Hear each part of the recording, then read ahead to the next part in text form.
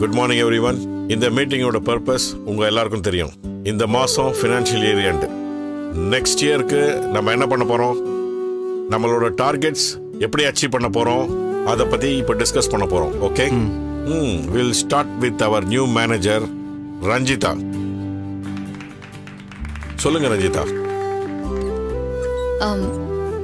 Sorry sir, இந்த டிஸ்கஷன்ல என்னால கலந்துக்க முடியாது.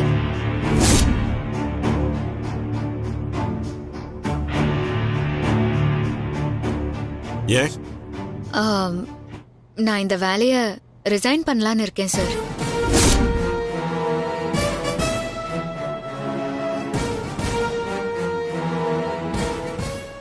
என்ன பேசுறேன்னு தெரிஞ்சுதான் பேசுறியா? Yes sir. எம்டிய ஹார்ட் ஒர்க்கை மதிச்சு என்ன ப்ரமோட் பண்ணாரு. அதுவும் நான் வேலைக்கு சேர்ந்து 1 வருஷம் கூட ஆகல. அதுக்குள்ள இப்படி ஒரு ப்ரமோஷன் கொடுக்கறது எங்கேயுமே நடக்காது சார். இதுக்காக கடைசி வரைக்கும் நான் நன்றியோடு நடந்துக்கிறதும் பொறுப்பா இங்க வேலை செய்யறதும் தான் நியாயமா இருக்க முடியும். இவ்வளவு ரெஸ்பான்சிபிளா பேசுற நீங்க ஏன் வேலையை விடணும்? சில பர்சனல் ரீசன்ஸ்னால என்னால இந்த வேலையை கண்டினியூ பண்ண முடியல சார். இப்படி பொதுவா சொன்னா எப்படி ரஞ்சிதா? உன் ஃபேமிலியில ஏதாவது பிரச்சனையா, இல்ல பிசிக்கலா ஏதாவது ப்ராப்ளமா? ரஞ்சிதா, உங்க பிரச்சனை என்னன்னு ஓப்பனா சொன்னாதான் அதை சரி பண்ண நான் ஏதாவது செய்ய முடியும். சாரி சார், இதுக்கு மேல டீட்டெயிலா என்னால சொல்ல முடியல. உங்க நம்பிக்கையை என்னால காப்பாத்த முடியல சார். அதுக்காகவும் நான் சாரி கேட்டுக்கிறேன். என்னை இமீடியட்டா கொஞ்சம் ரிலீவ் பண்ணிடுங்க சார், ப்ளீஸ். ரஞ்சிதா, நான் இங்க இல்லைங்கிறனால தான் என் பொசிஷன்ல இங்க ஒரு ஆள் வேணும்னு உங்களை அப்பாயின்மெண்ட் பண்ணியிருக்கோம். நீங்க போயிட்டீங்கன்னா சடனே இன்னொரு ஆளை எப்படி அப்பாயின்மெண்ட் பண்ண முடியும்? அதான் அருண் இருக்காரே சார்.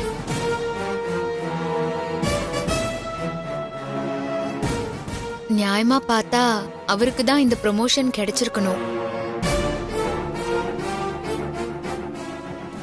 சோ அருண் தான் இப்படி எல்லாம் பேச வச்சிருக்காருல்ல?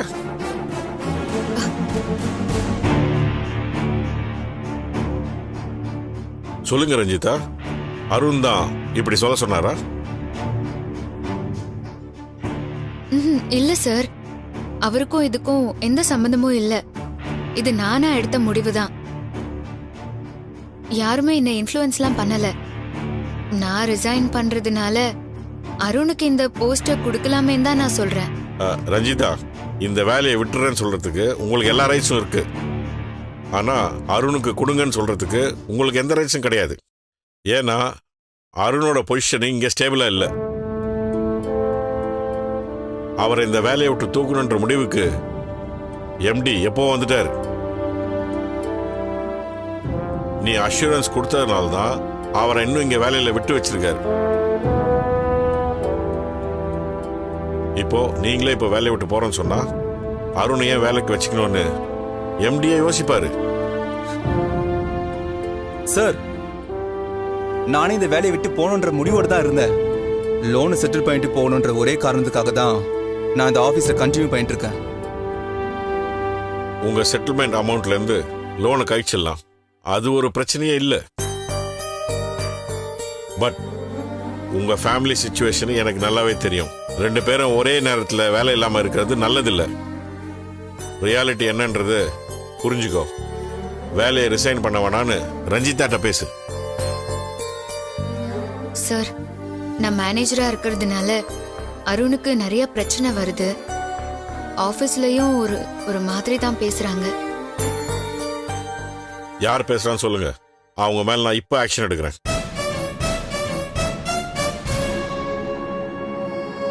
அவங்கெல்லாம் மறைமுகமா பேசிட்டு தான் இருப்பாங்க. அதுக்கெல்லாம் பயந்துக்கிட்டு நம்ம கேரியரை மிஸ் பண்ணக்கூடாது. பொசிஷன் மேல ஏற ஏற விமர்சனமும் வந்துக்கிட்டு தான் இருக்கும். அதெல்லாம் தாண்டி வந்தாதான் நம்ம அடுத்தடுத்த லெவலுக்கு போக முடியும். ஏதோ ஒரு குழப்பத்தில் நீங்க அவசரப்பட்டு முடிவு எடுத்துட்டீங்கன்னு தோணுது.